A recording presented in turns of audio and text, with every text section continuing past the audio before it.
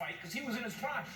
LeBron, he's a greater player and everything than Kawhi for his career, of course. He's a higher echelon than Kawhi right now, all time. But in terms of them playing, I don't want to hear a bubble excuse. LeBron, so Ali wasn't in his prime either. Kawhi is in his prime. LeBron is not quite anymore. They are duking it out to see who's going to be the first three-time Finals MVP with three different teams. One with three different teams. And I'm telling you, it's going to be Kawhi Leonard. So right now, if Kawhi does that, he's number one on the list today.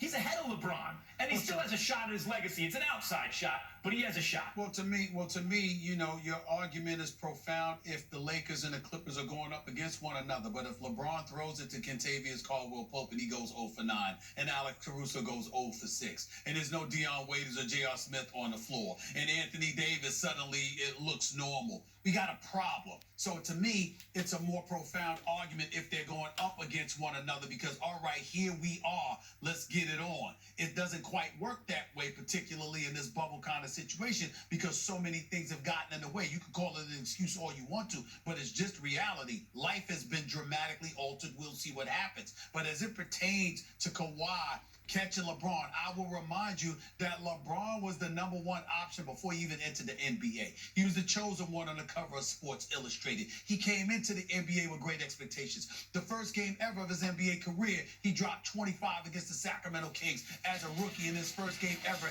and he's never looked back. This is the guy that scored 29 in one quarter against a champion like the Detroit Pistons. This is a guy that went to the NBA Finals in 2007, going through everybody in the East in order to pull that off. This is a guy that has been the number one option with the number one responsibility and the most responsibility every single year in each franchise that he played. Kawhi Leonard was a fourth option behind Tim Duncan, Manu Ginobili, obviously Tony Parker. Yes, the last three games of that series against the Miami Heat when he won Finals MVP. He averaged 23 in the last three games on 68% shooting from the field. But the reality is LeBron averaged 28 in that series. Kawhi gets MVP for that. Then he gets MVP last year because there's no Kevin Durant to go against. There's really no Klay Thompson to go against because he had gotten hurt in game 2, missed the game, ultimately came back, tried to play a few games, but went down in game 6.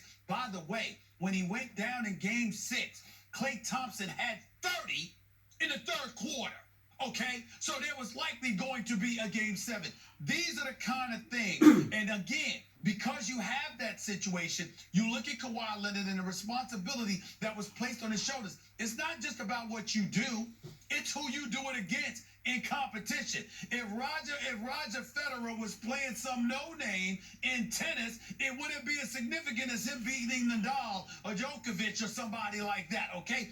Who you go against and who you knock off the throne matters. So come to me about Kawhi when that brother goes up against a LeBron and it's like, here I am, I'm going to give it to you. Let him go up against Kevin Durant.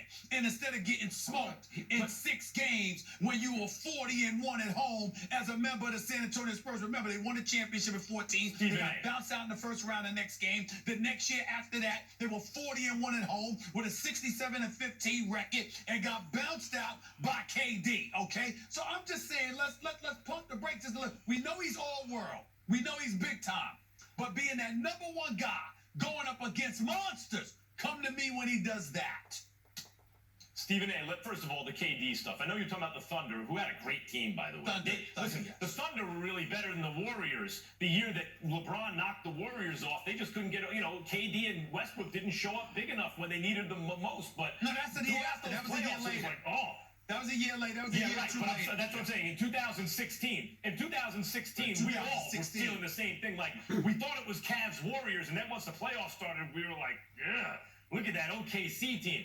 When you talk about going up against a KD-less Warriors team, what would LeBron have done? Again, no, KD on that Warriors team was going to smoke everyone. They were going to smoke everyone. No. All that against Kawhi, of course he would have lost. I'm saying Kawhi, when he was a puppy, when he was 22 years old, he got MVP of the Finals for the defense he played on LeBron. Don't forget, as that series wore on, he started dropping 20 a game before he even really knew what he was doing on offense. As he matured and came into his own, Don't forget they had a big lead on the unbeatable Warriors the year the Warriors won the title until Kawhi got hurt and then the Warriors rolled them, right? Kawhi then goes to Toronto now as a fully formed player, wins the chip and the Finals MVP first season. And look at his numbers throughout the playoffs last year, Stephen A. Not just the KD and then Clayless Warriors who would have smoked anyone anyway. He put up, along with his postseason ranks alongside Michael Jordan's, bunch of them, and a bunch of LeBron's as the greatest ever. He put up absurd cartoon numbers and played defense, shutting down the Greek Freak and stuff like that. All playoffs. It's not just the final. And that's what you point to. And I'll point to the fact that Klay Thompson without KD would have beat him. We don't know that, but I'm just saying to lose KD and Klay. I'm like that. Luck had something to do with that. So let's see what he does now. Sure. And then now we got the bubble situation. And what if he does?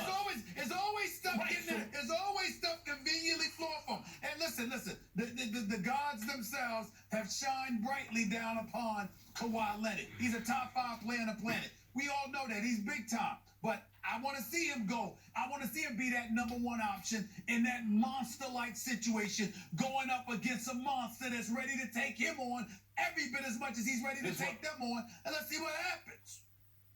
This is what I'll say. People have a hard time believing that guys or even teams in sports like Kawhi, so well-rounded and had to build to get there, are ever as good as transcendent talents, right? So people still, like, back then, if you go back to the Patriots' first Super Bowl win against the greatest show on turf, the feeling was the Rams are just better. Even afterwards, people really still didn't believe in the Patriots because they were well-rounded, and an overwhelming offense can just steamroll mediocrity, whereas well-rounded players or teams kind of just beat them, right? You look at Tyson and Holyfield. People still believe Tyson would beat but because Tyson's overwhelming offense, Holyfield's just well-rounded. Same thing here. Kawhi, both ends of the floor, not as spectacular, but just steady Eddie, gets the job done and elevates under pressure because he got ice water in his veins. No matter what he does, Stephen A., you and others won't give him the credit. I predict when he wins Finals MVP this season, there will be excuses. Well, there's going to be excuses, Max. You can call it excuses all you want to. This is an aberration. No season has ever been like this. But we ain't this. So last year? Hold on. We let you speak. We're not knocking Kawhi Leonard. We know he's great. But ultimately, it's about who you go against. And damn it, you want to see him do it. Now that he's the man, competition matters. you want to see that competition. Stephen A., they say in nature, twice is coincidence, 3 times is pattern. You can't sit there and tell me that Kawhi has 3 Finals MVPs, but there's always an excuse why he really didn't do it. He doesn't deserve the credit. Finals MVPs. Don't we dismiss the fact that LeBron James lost that first Finals to San Antonio? Yes, we do. Why? Because we know he didn't have a chance. Exactly. There are circumstances that dictate how you feel. Every time? You're not taking credit away. Larry Bird's got 3 Finals. Magic's got 5. Jordan's got 6. Kobe's got 5. LeBron's got 3. Are we taking credit away from all of them? No. What we're saying is, excuse me, Kawhi in San Antonio, you were a 4th option. You know what? Last year you were the number 1 option, but there was no KD and no Klay when it counted. What's wrong with saying that? It's a fact. All right, I'm saying the best for last year, guys. I got a great question for you coming up. KD and Klay are healthy.